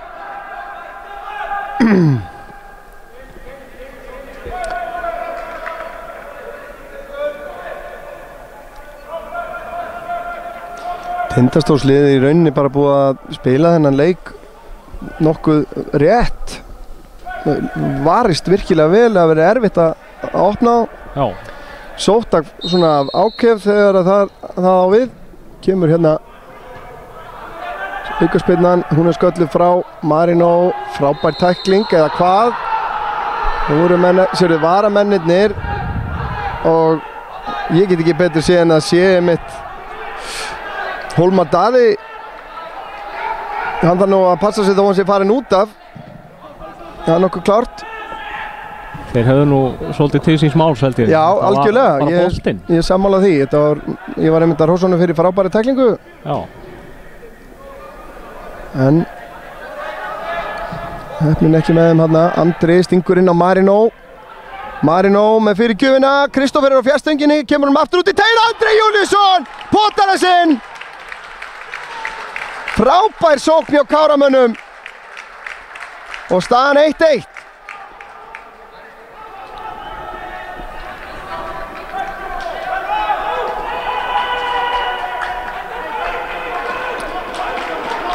Já, þetta þurftum við klárlega.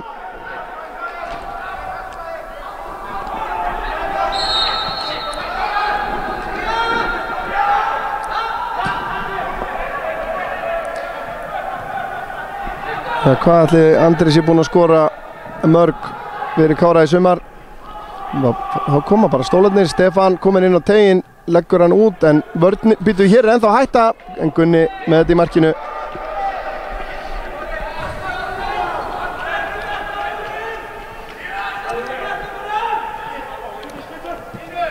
En mikilvægt að ná að jafna hérna tiltölulega snemma í seinni hálfleik.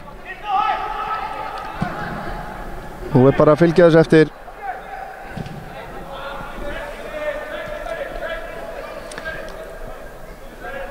Já, ég er vissum að stólarnir muna eftir þessum aukaspyrnudómi þarna rétt áður. Já. Í þessu samhengi. Marino er að ná að komast inn fyrir hérna. Finnur Kristoffer.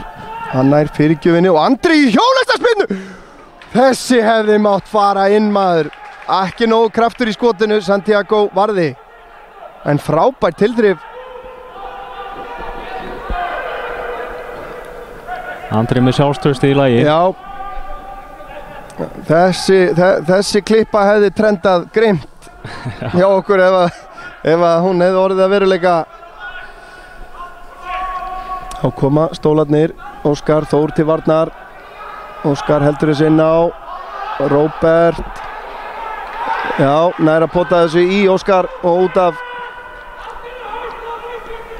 Pyrringurinn er komin á útiliðið af heimaliðinum. Aðstoðardómarinn er í tvígang búinn að hafa afskipti af bekknum hjá Tindastóli. Og þeir eru að gera sig tilbúna í skiptingu Káramenn. Væntanlega annar 120 mínútna maður sem fer út af eitthvað. Nei, það er Kristófer sem að fer að velli. Og í hans stað er þetta Hlynur. Já, Hlynur Sævar Jónsson, númer 19. Má ekki færa rauk fyrir því að Kristófer hafi á þessum klukkutíma verið hættulegasti maður Kára. Jú, ég held að það sé óhætt að segja það. Já. En við sjáum að það er smá taktíksbreyting. Marino Hilmar fer út á hægri. En Hlynur kemur hérna í hóluna fyrir aftan andra. Sverrir kemur með langan bolta hérna yfir. Róbert er þar og hann kemst í boltan og dæmt vítaspyrna. Ágúst óheppinn hérna sennilega. Santiago allt annað en hress með hann. En hárréttur dómur hins vegar. Virkilega gott hjá Róbert að komast þarna í boltan og Andri fer á punktinn. Róbert tiltölulega nýkominn inn á. Já. Sækir þessa spyrnu.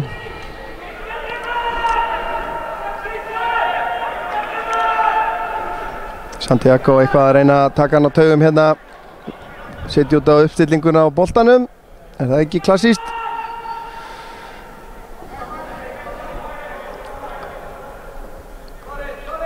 Var það ekki Sverrir sem átti þessa sendingu á Róbert? Andri Santiago sprækur á línunni. Andri hleypur að og örugt 2-1 fyrir Kára. Fljótt að gerast. Þetta er fljótt að gerast. Það er bara á 2 mínútum eru Káramenn búin að snúa þessu leik algjörlega sér í vil. Og nú verður fróðlegt að sjá hvernig Tindastólslið bregst við því. Gerir nú fastlega ráð fyrir því að þeir hafi nú ekki verið neitt vaðandi sjálfstrausti fyrir leikinn. En Káramenn verða náttúrulega að halda sinni einbeitingu, en ég gerir ráð fyrir þeim sem nokkuð létt.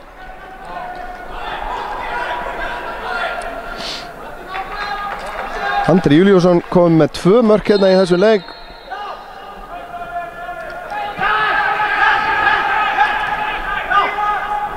Ágúst með hann hérna úti að hæra megin. Þór kemur þessu út fyrir.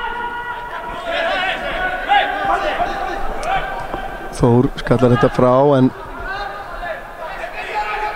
Káramenn vinna boltan. Fín barátta hérna hjá Jónasi. Boltinn tilbaka á Gunnar. Benjamin pressar, hann kemur þessu frá en út fyrir.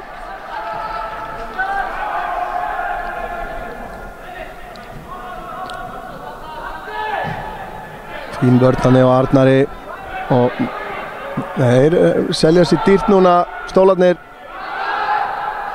Mikil barátta í þeim en vel leyst hjá Káramönnum. Guðlaugur sér Róbert á hlaupinu og hann er að komast hérna inn fyrir. Ágúst er í honum og gerir virkilega vel. Já, hann bætti hérna fyrir mistökin áðan. En Róbert sprækur hérna inn að bekknum.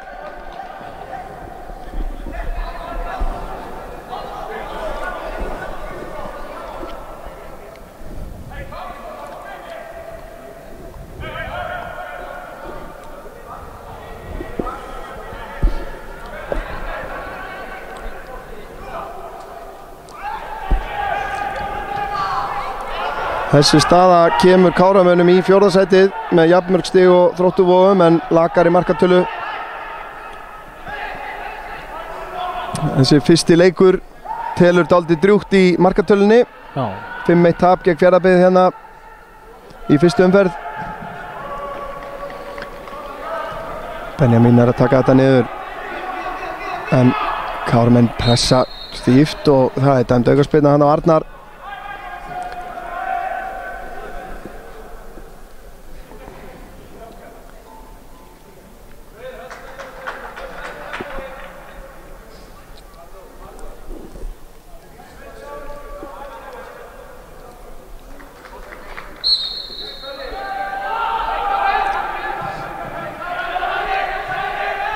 Benjamin í baráttu við Marino hefur betur, er komin inn upp að endamörku nær fyrirgjöfinni en Gunnar grípur þetta örugglega.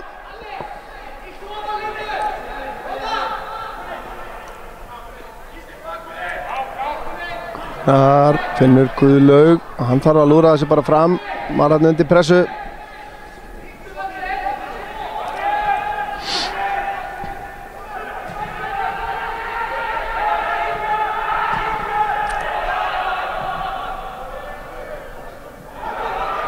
Já, stólarnir eiga þetta, menn þurfa nú að láta af þessum mótmælum sínum. Aldrei fundist gaman að horfa á það.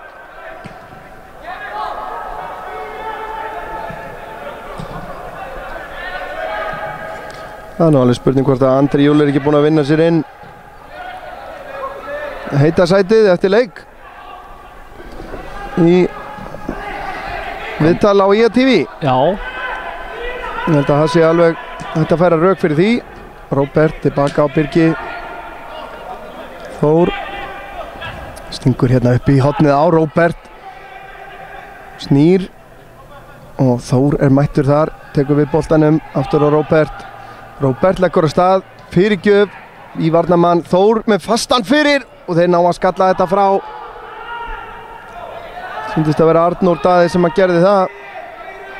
Þá kemur Stefán hinn kanadíski, finnur Benjamin sem að snýr hérna, hann er aðþrengdur, hann gerir þetta virkilega vel, fer fram hjá Sverri og hér kemur síðan skot en Gunnar ver glæsilega. Jónas Aron átti þetta skot og þá er skipting hjá Tindastóli. Það er leikmann númer 15 sem er víkur, Arnar Skúli Atlason. Og sjá hvort að við berum kennsla á manni sem kemur inn á númeróst uppbuxum. Við erum hrósum þessu, Arnar Ólafsson, númer 21. Sem kemur inn á.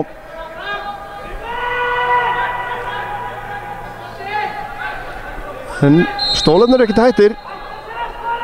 Kemur hotspinnan og það er Guðlaugur sem hann er að skalla þetta frá. Þar er Benjamin með skot í varnarmann. Páll Sindri kemur þessu síðan frá.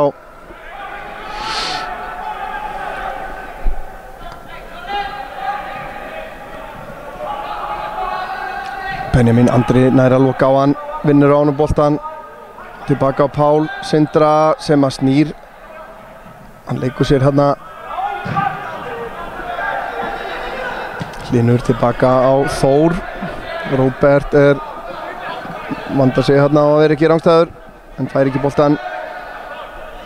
Þór kemur hérna inn á völlin en leggur hann tilbaka á Birgi.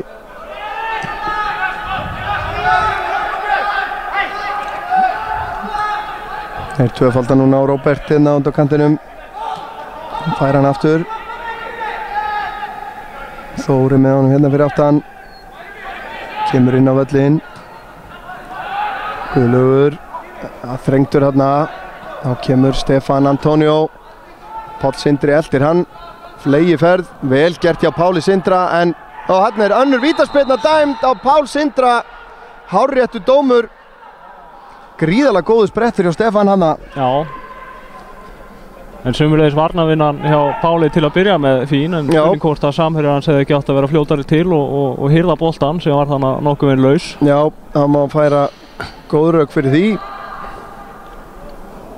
En það er fyrirliðinn Óskar Smári og markaskorarinn eða hvað sem ætlar að taka þessu spyrnu. Nei, það er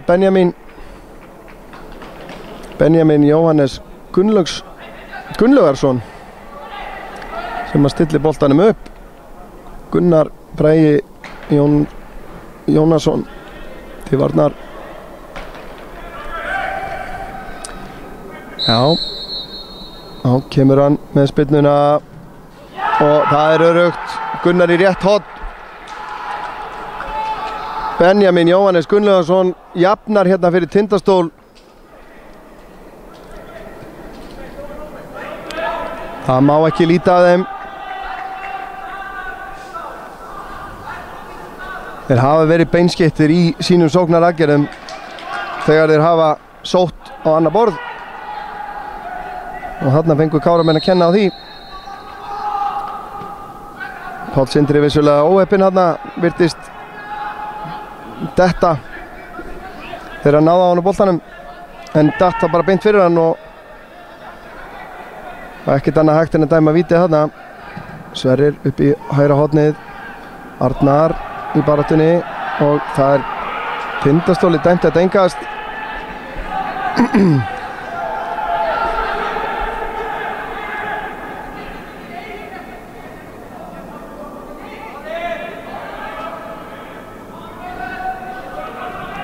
En einu sinni reynir hann að fiska eitthvað hérna, Stefán, hann bakkar inn í varnarmanninn. Sverrir hérna í, þetta er nú bara brot hér á Benjamin. Getur ekkert mótmælt þessu.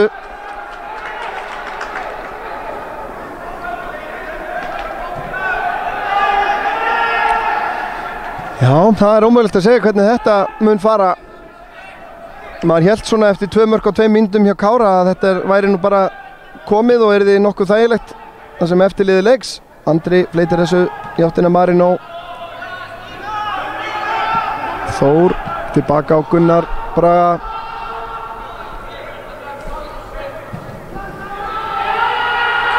Fín pressa hann á varamannum Arnari.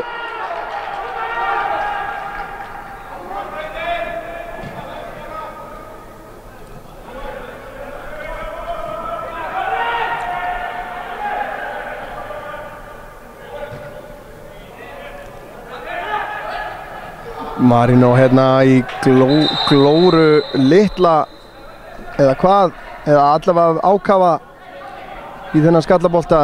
Harður árekstur við Jónas Aron Ólafsson sem að liggur eftir.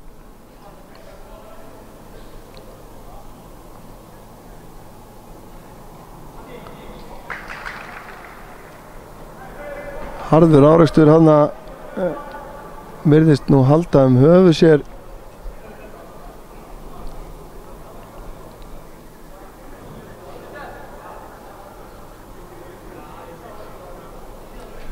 Vonum að sjálfsögðu þetta sé ekki alvarlegt.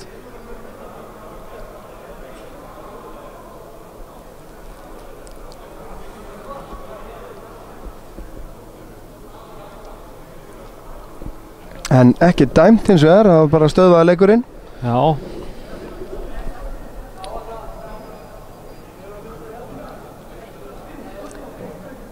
Og kannski notum við tækifærið og förum yfir. Það er leikur í gangi eins og segði áðan, Ingas og deild karla. Magni tekur á móti Þrótti, þar er staðan orðin 2-1, Magnamenn búin að minnka muninn. Og svona fyrir þá sem hafa áhuga að fylgjast með keppinautum Íslands á HM, það voru Króatar að tapa fyrir Brasilíu núna 1-0 á Anfield Road. Nú eru dómarinn og aðstoðardómarinn að ráða ráðum sínum. Já. Spurning hvort aðstoðardómarinn hafi séð eitthvað í þessu hjá Marino. Já, ég sá ekkert flagg fara á lofti eða neitt slíkt. Mér grunar að þetta hafa nú verið brot. Mér fannst Marino ekki vera nálægt boltanum einhvern veginn þegar hann full mikið kapp leggur í þetta. Hann verðist nú vera, hvort að þetta eru höfuðmeiðsli veit ég ekki. Hann er allavega að rísa á fætur hér. Já, þetta er gott að sjá. Það er leikmaður númer 11. Númer 11, Jónas. En hann er nú ekki alveg þess legur að hann sé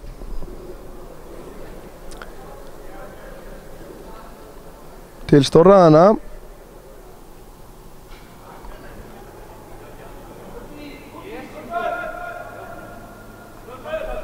Nei, hann er stuttur hérna að velli og það er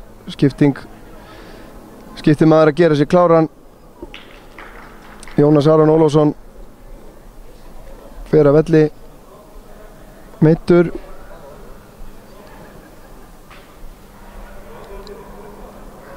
Sýnist mér alveg klálega.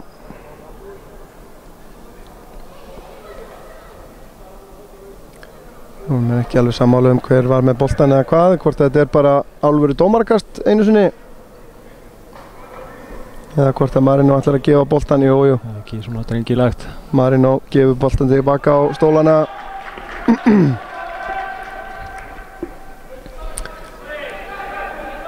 Það rétt rúmar 16 mínútur eftir að venjulega leiktíma. Það verður einhverju bætt við síðar á hálfleikinn eftir þessar tafir. Já, Arnar ítir í baki á Guðlaugi.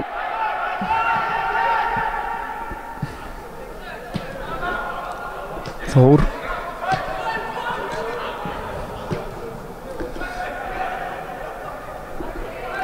Sverrir á Marino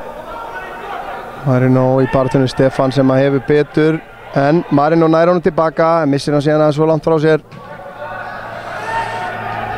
Mikið þyrluflug hérna yfir Akranesi akkurat í augnablikinu. Það sjómannadags stemmingin væntanlega.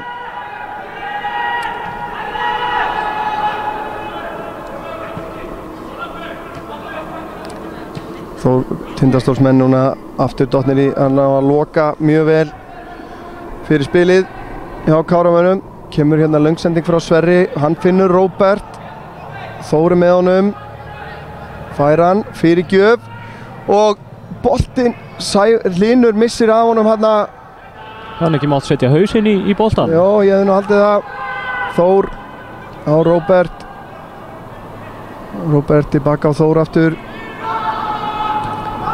Hann skiptir yfir á Sverri, þetta ekki nákvæm sending. Hann tilbaka á Gunnar bara og þá ná Tindastólsmenn að þrýsta upp. Guðlaugur snýr, finnur Róbert. Hann leitar hérna inn á völlinn, vantar hjálp. Fær hana hérna hjá Arnari. Arnar með fyrirgjöf en Stefán verður fyrir henni. Og hann leggur á stað en Arnar vinnur á honum boltan. Kemur hún með Pál. Birgir Sallarhóluður kemur hún með Þór hérna. Þór liftir, sér Andra Júl sem að tekur hann á kassan át skot en vel var í á Santiago. Hann setur hann í Samuel maður. Andri Júliusson með þrennu. Santiago gerði virkilega vel í að verja fyrra skotið en svona klára maður færi.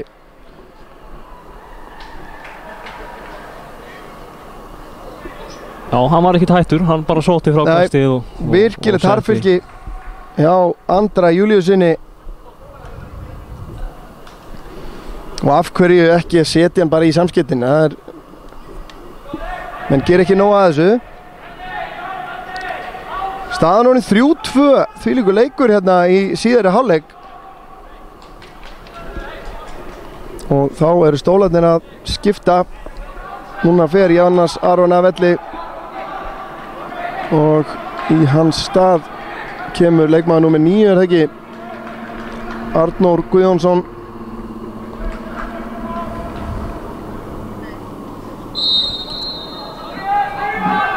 Nei, nú ekki hann. Jú, þetta er hann. Jæja. Það eru búin að vera þvílíkar sveiflur hérna í þessum leik. Heldur betur ræst úr þessu eftir hvað var það, 44 markalausa mínútur. Já, nánast 45. Já. Þór hérna komin upp í vinstra hornið, hótar fyrir gjöfinni, hættir við, kemur svo með hann hérna með hægri og hver er þar? Marino Hilmar nær að pota þessu. En er tæklaður hérna í leiðinni og hefur orðið fyrir einhverjum smá meiðslum. Þetta var hættulegt.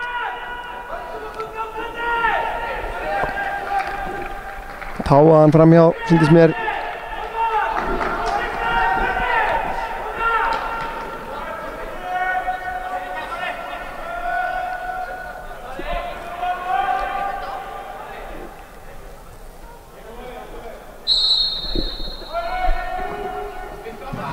Spilnir Santiago frá markinu.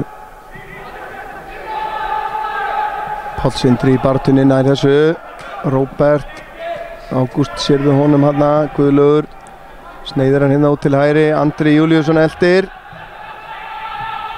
alla leið, Santiago hreinsar þetta frá Þór, skallar hann hérna fram á Róbert, bakrydding dæmd á Ágúst.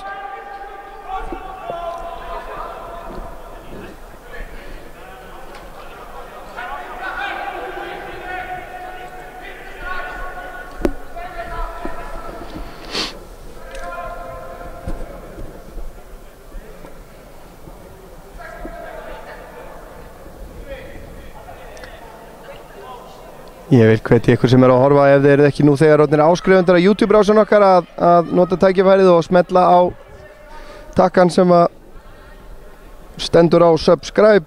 Þá fáið þið tilkynningar í hvert sinn sem að við förum í loftið. Eins að fylgjast með okkur á Facebook og Twitter. Eftir hérna inn á fjárstöngina en beint á Santiago.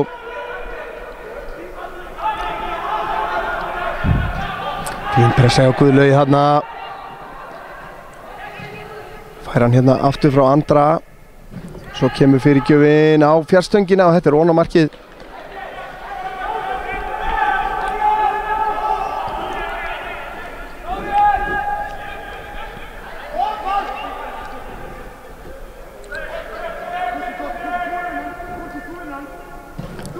Santiago spinnir hérna út til hægri, Benjamin.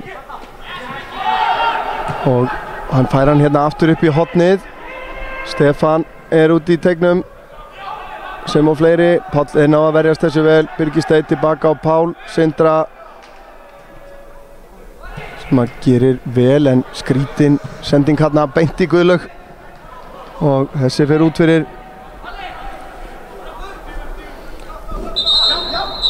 Þá er skipting hjá Káramönnum. Síðasta skipting þeirra hér í dag. Gylfi Brynjar Stefánsson að koma inn á fyrir Andra, hann fær heiðurskiptingu hér. 3 marka maður í dag.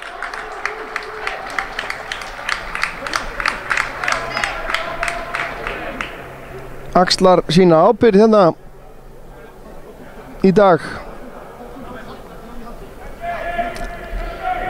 Það er klálega reynslumesti maður liðsins í dag. Það er algjörlega óskorað.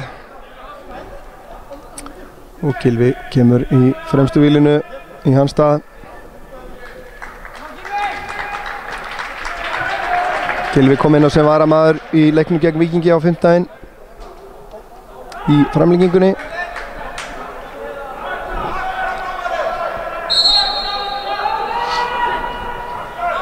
Ágúst kastar þessu inn, Þór gerir vel, Hlynur yfir á Marino sem hann nær ekki valda á boltanum. Óðinn kemur hann á Stefán, fín vörnandi á Arnari, Guðlaugur í baráttunni, nær að vinna boltan, kemur hann hérna og glæsilega gert. Guðlaugur stingur, Gylfi á ferðinni og hann nær að setja hann í markið. Super sub Gylfi. Brynjar Stefánsson. Hvað var það búin að vera lengi inn á? Hálfa mínútu? Eitthvað svoleiðis. Og þá ætla ég nú að leyfa mér að halda að þessi 3 stig séu komin í pokan hjá Lúðvíki og hans mönnum. 4-2.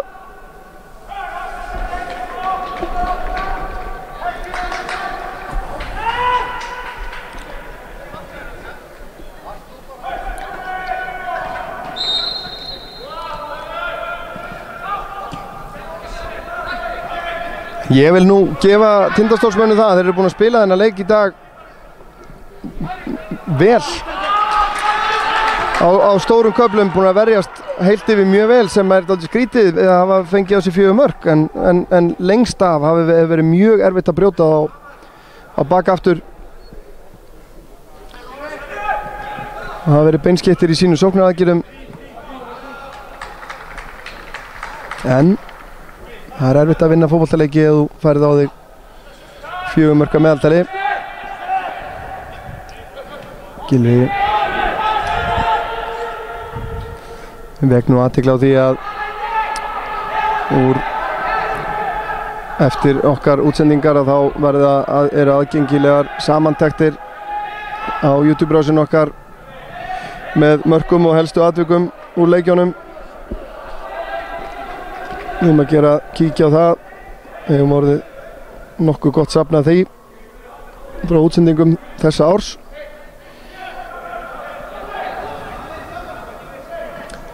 Það lítur allt út fyrir að biðin eftir stigum hjá Tindastóli gæti lengst. Já, Arnar að ná sér í spjald hérna.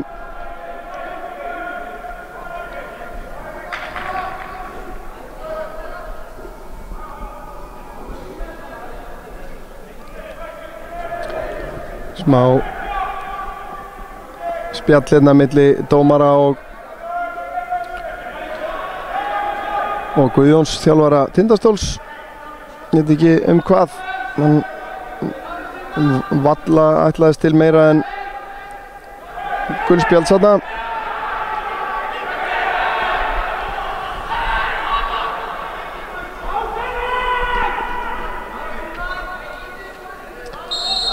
Ennþá eitthvað í viðbóti í þessa sögu hérna.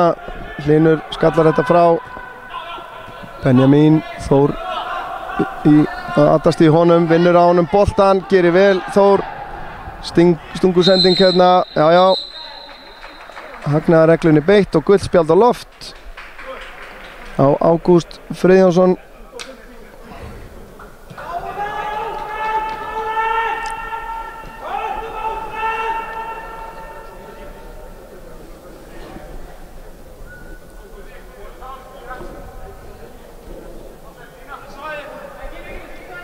Þá er rétt 5 mínútur eftir af venjulegum leiktíma. Þór stingur hérna fram á Marino sem hann að setja höfuðið í boltan. Hlynur kemur eins og Pál Sindra, hann á Marino, aftur á Pál Sindra sem að ætlar hérna þræðan inn í hornið á Róbert. Þór gerir vel.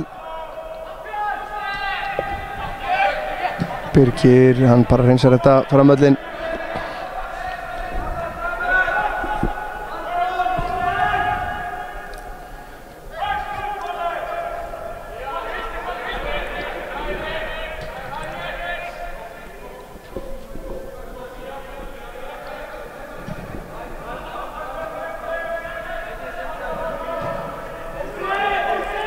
Benjamin skiptir hérna yfir á Óskar.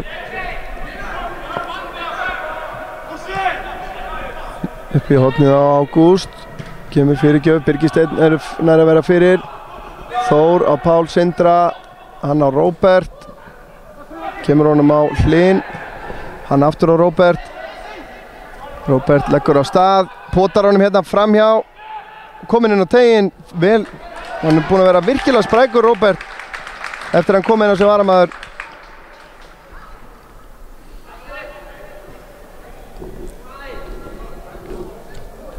Nítján ára.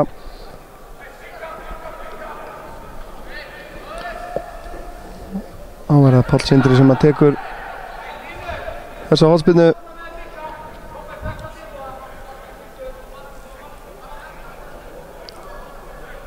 Það eru fleiri mörk í Kára-liðinu í dag. Páll, hann snýr þetta inn á Santiago, nær að kýla þetta frá. Þá kemur Stefán Antonio upp með boltan. Gerir þetta vel, kemst fram hjá Guðlaugi. Benjamin hérna á Auðunsjó hægra megin. Þessi sending kemur, já, hann finnur Benjamin. Þá kemur skotið en beint á Gunnar í markinu. Hann er sprækur, hann Stefán Antonio Lamanna. Já, þeir hafa gert vel í að sækja hann. Hún eiga náttúrulega þátt í báðum mörkum Tindastóls í dag og allt fleiri spretti. Frábærlega gert, Gylfi kominn hérna inn á teginn. Vantar stuðning og þetta er vítaspyrna. Gylfi Brynjar Stefánsson sækir vítaspyrnu. Glórulaus tækling hjá Arnóri Daða. Þreytuleg. Já, og einhvern veginn þetta gerðist þannig að leið og hann sér hann fara í tæklinguna þá skýlir hann boltanum og fær hann í sig, þannig að þetta var vel sótt. Vel gert hjá Gylfa. Það er Páll Sindri sem ætla sér að taka þessa spyrnu.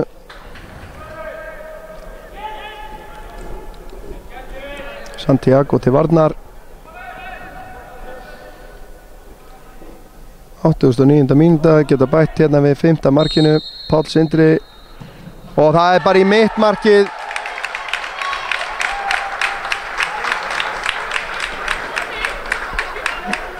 Santiago valdi sér horn. Það var það sem að Páll Sindri treysti á.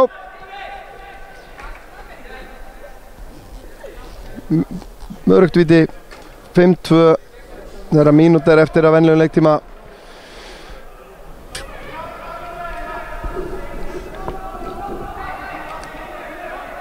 En ég var hræddur það að stólarnir þurfa að fara að finna einhverja lausnir á sínum varnarleik og þessum markaleika sem að hrjáir þá ef þeir ætla sér að halda sér í þessari deild.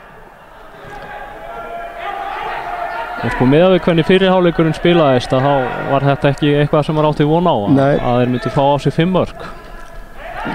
Sverrir dæmdur brotlegur hérna, enn er Stefán að stríða þeim hann í öftustu línu Káramanna.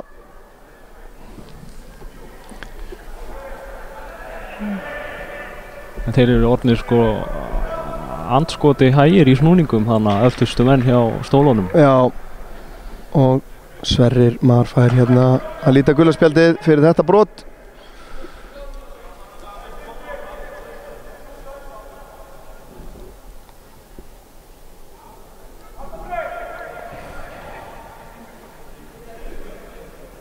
Það er Jón Gísli Eyland sem að stendur við boltan. Við hefum tekið flest först leikatrið hjá stólunum í dag. Já.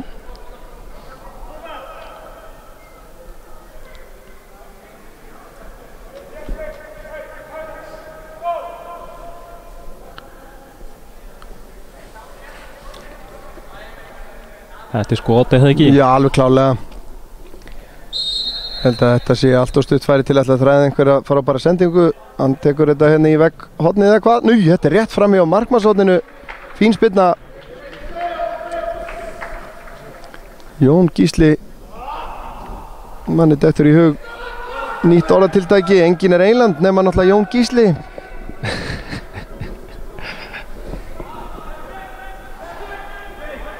Já, þetta var fín spyrna hjá honum, hættuleg. Gunnar sýndist mér vera að taka sénsinn að fara yfir í vegghornið. En þetta er klárt brot þarna. Og hér er gult spjald á loft. Benjamin nær sér í gult spjald fyrir að sparka boltanum. Svona svekkelsis spjald.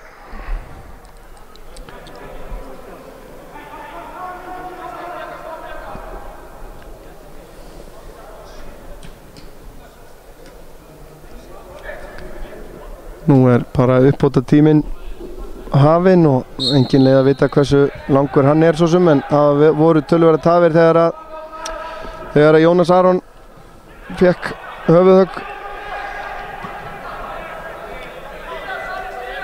Það var í stöðnu 2-2 ekki satt? Jú. Það var kannski kærkomin 0 stilling fyrir Káramenn. Já. Svo pása. Róbert tilbaka á Marino. Finnur Guðlaug, hann reynir að finna Marino aftur sem að er ekkert að gefa sig með þetta. Gylfi Brynjar gerir vel og hérna brýtur Guðlaugur af sér.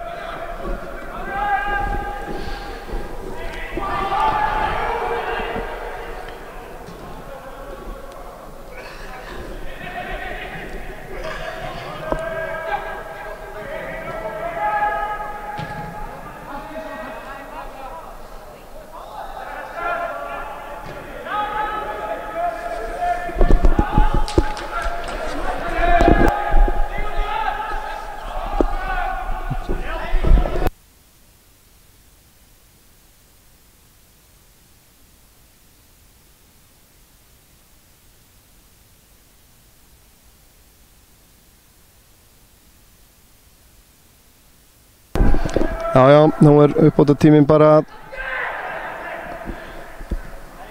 að líða. Ég ætla mér að Snorri Kristleifsson ætlar að stökka út á völl þegar að leik lokið og reyna að ná í skottið á Andra Júlíusinni, 3 marka manni dagsins. Þannig að endilega hingrið eftir því. Benjamin að komast í skotfæri, nær því, Gunnar Bragi alveg með þetta allan tíman. Þeir eru ekki að baki dottnir, Sauðkraklingar.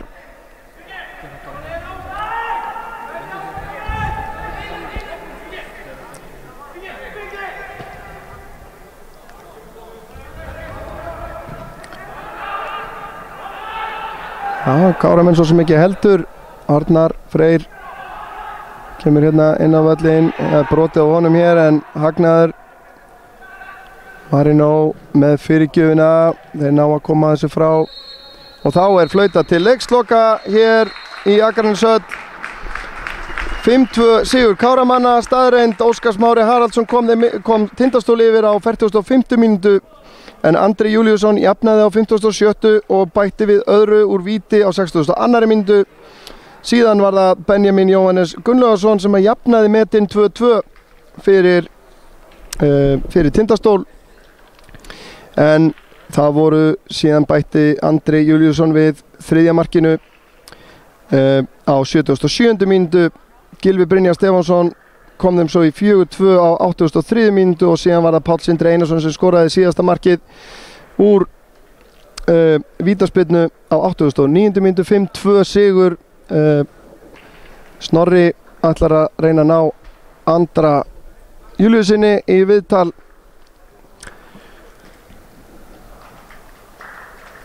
Þegar að hann búinn að heilsa dómurum og ekki með leikboltan en Snorri með gefum boltan yfir á þig. Andri Júlíusson til mín. Andri, 3 mörk í dag, 5-2 sigur, þín fyrstu viðbröð eftir leikinn.